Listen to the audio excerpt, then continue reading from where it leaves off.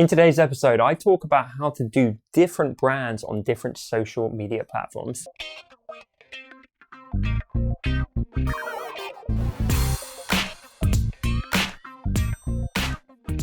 Welcome to episode 167 of The Honest Entrepreneur Show, where I help creatives like you to master your marketing.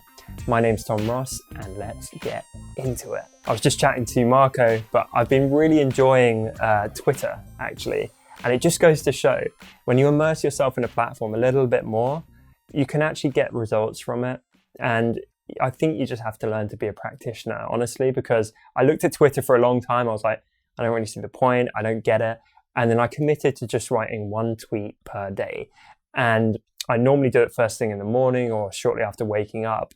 And I just wake up and I'm fresh. And I think, what's on my mind? And I just transparently share it with the world. And all I'm doing is just doing that once a day. I'm responding to the comments that come in. I literally don't have time to go and network and do all the other stuff that I should be doing on Twitter to grow it. But it's starting to grow. It's getting really good engagement. The follower count's picking up. It's building a little community. It's helping to establish me as this very small thought leader in that space. If I keep going, I can just feel it working.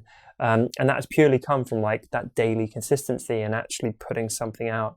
And so, as I say, it just goes to show consistency and being a practitioner definitely pays. This question is from Mike. Would it be feasible to niche different markets on different social media platforms? I'm working on my vector art in Instagram, but it's not paying the bills right now. So, to pay the bills, could I niche into logo design on LinkedIn and Facebook? Hey, Mike, that's a really interesting question. That's the first time I've had that particular question on this show. I know I've talked before about splitting and how you should probably focus on one thing, but how to manage it if you don't. But that's when people run entirely separate brands, where it's I have this brand over here on all the platforms and the second brand over here on all the platforms too. What you're talking about is essentially splitting just based on social platform. And that is quite an interesting one. I think it probably could work, to be perfectly honest. I think it is a strength when your brand is very unified and cohesive across all platforms. I'm not going to lie, I think that is fundamentally a good thing. But I think this is just a more extreme version of what you should naturally be doing anyway, that you adapt your voice and your content and your message and your objectives based on the platform. So I know when and if I put content on LinkedIn, I'm going to be putting out a certain variety of content, and I'm going to be trying to tap more into that professional space. I know if I'm on TikTok, I'm going to be trying to appeal to younger people and be a bit more silly and creative and experimental. When I'm on Instagram and Facebook, I have different objectives again, and so do I on email marketing, for example. So I don't actually think it's something that will totally hinder you if you offer different things on different platforms, especially if it maps to that audience. So with Facebook, if you have a particular service that skews a bit older, or you're trying to reach people that are more established, then I would go Facebook. If it's a bit younger, something like TikTok. You mentioned vector design, I think, and logo design. First of all, you touched on the vector design not working. So I would actually look at that and be is that worth relegating to a hobby? If you've really, really given it a good try and it's not just a lack of patience and you need to give it a fair whack for longer, could you relegate that for a hobby? Will you get more traction with the logo design? If you do, maybe consider putting that on all platforms.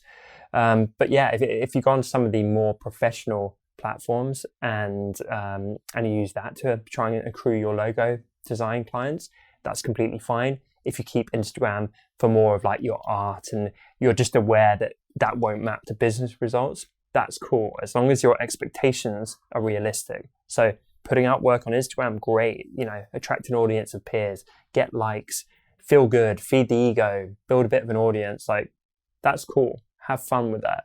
But realize that's not your business, and your business, by the sound of it, is hopefully going to be logo design, client services. And so on the platforms where you are putting out that stuff, be intentional about it, have clear business objectives, and realize perhaps the only drawback of this whole approach is someone might, see you on one platform, go and hit up your Instagram and feel a bit confused, or it might look slightly unprofessional because there's this massive disconnect. But I don't think it's a game killer. I think give it a go if you want to give it a go. Question of the day. How many social media platforms are you currently on? And I'm talking like actively using, not registered an account 3 years ago. Let me know in the comments. Hey YouTube person, this is definitely not staged at all. But if you enjoyed this video, I would love it if you subscribe to my channel for more goodness like this. And if you did like this video, I hope that you enjoyed these ones too.